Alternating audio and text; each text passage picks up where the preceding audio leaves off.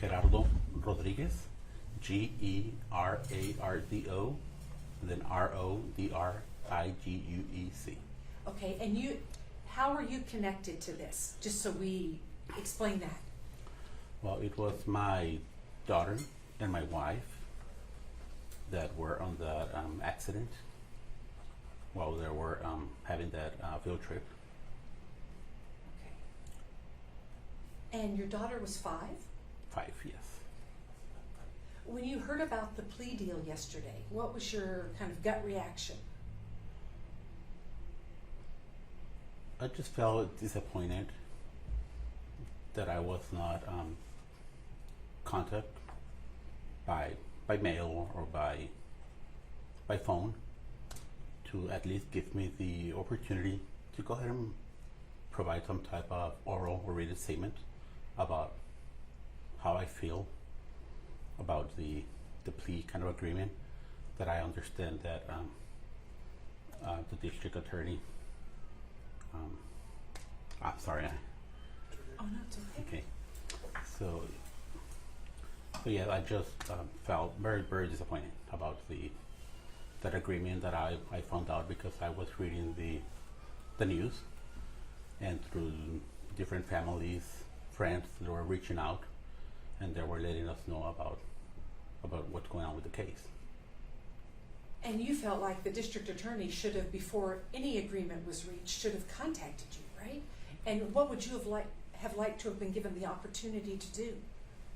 I would like to just go ahead and provide a written statement of how I feel about how these traumatic events have impacted my life and a lot of life about all people that were connected to this accident. So I just want to have it on record. Maybe this will help prevent future accidents like this. What would you have said if you'd been given that opportunity?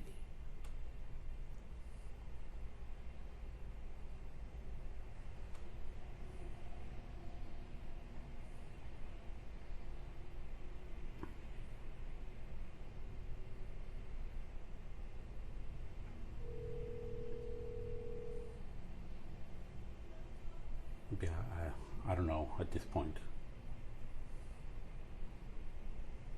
No, I don't have an answer right now. How did it impact your wife and your daughter, the crash?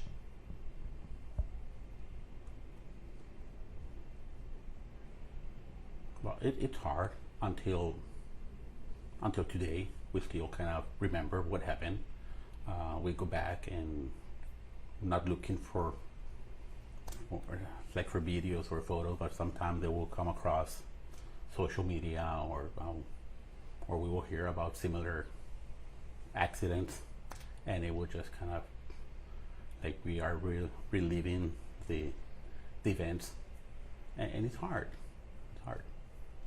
How are your wife and your daughter doing? Well, with the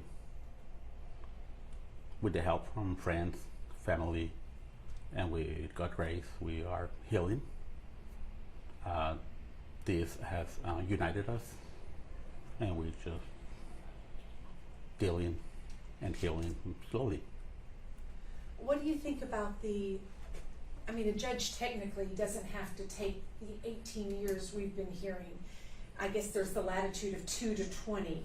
But how do you feel about what is at least being put out there at this point is the expected deal of 18 years? Well, I don't have a say on that. The only thing that I do have to say that I feel that I was not given the opportunity by the district attorney office to just go ahead and share my feelings about how this event impacted my life, and the most important, the life of my wife and my daughter. Right. And you would like the judge to maybe take that into consideration before a sentence is actually given? Yes. Okay. Do you feel like that there is that possibility still that could happen? Yes, and that's what would like for the judge to pause right now, don't sign that plea agreement at least to give me the opportunity to go ahead and provide that that reading or oral statement of how I feel about all these traumatic events that had impacted my life and my family's life. Have you talked to any other family members? No. And what does your, I know your daughter's still so young, what does your wife say about this? No, I have not talked to. I don't want. Once again, this is something that I'm kind of doing on my own. I know that my wife also deal with a lot of it. So this is just how I do feel as the head of household. I believe this is the right thing for me as a dad to do for my family, and this is something that I just decided to do on my own. Okay. And you're hoping it's going to have an impact with the judge? I hope so, yes.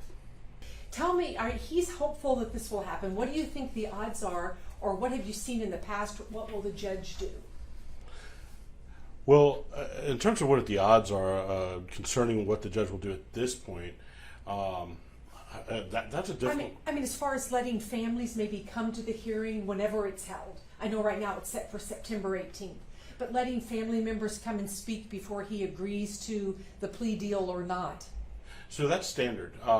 It's part of the Invocation of Crime Victims' Rights. It's something that not only do we do at the beginning of any case of this magnitude, or where we are representing a crime victim, because it affords them a laundry list of rights, two amongst them being that they have an opportunity to have a statement read into the record, and also speak at sentencing, which is what Gerardo is referencing now.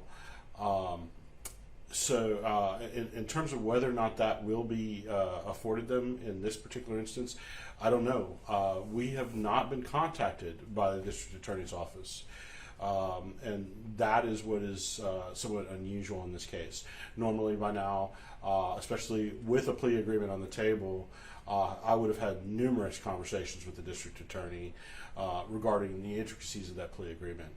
The plea agreement seems to be a reflection of the charges arising out of the cases, the two decedents. Okay, it doesn't seem to specifically address the survivors and all of the other children, the ones I represent, and the many others whom I don't seem to be addressed in this particular plea agreement. And that would have been, had I been contacted, that would have been something that I would have advocated for. So I'm hopeful that that the judge will take a pause here, recognize that that deficiency, and give us an opportunity to speak. Do you think it will impact whether he accepts the 18 years or bumps it up to 20? That's a very difficult question to answer, and I'm not going to weigh in on the severity of the sentence and whether or not I feel like it's appropriate. I can say that the 2 to 20 is based upon the specific charges that they've agreed upon in the plea deal. Were they to agree on different charges, that would change the sentencing range. Okay. Right. And so still nothing with the district attorney even after today, and already getting maybe a little backlash in Bastrop. I have heard nothing about what's going on in Bastrop, so I really can't speak to that, but I can tell you that to date I have not heard anything from the district attorney's office. Okay. And do you feel like they're going to wait? And I know they were going to wait until September 18th in the pretrial hearing to give both sides, especially the defense, time for discovery. But now that's not necessary. So Correct. do you think that date is likely to change?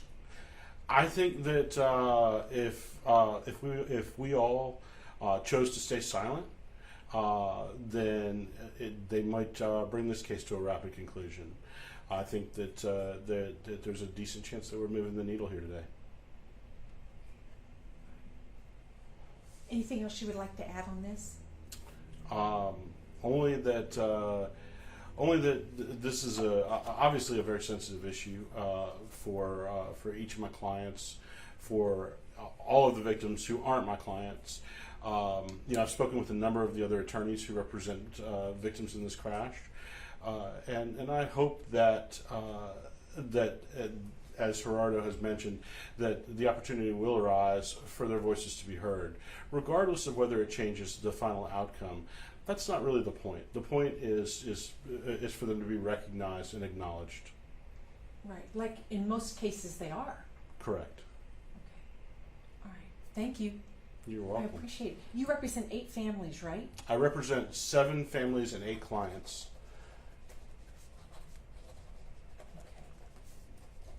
Do you represent the most? Yes. And I also represent the most injured. Aside from the decedents. Right.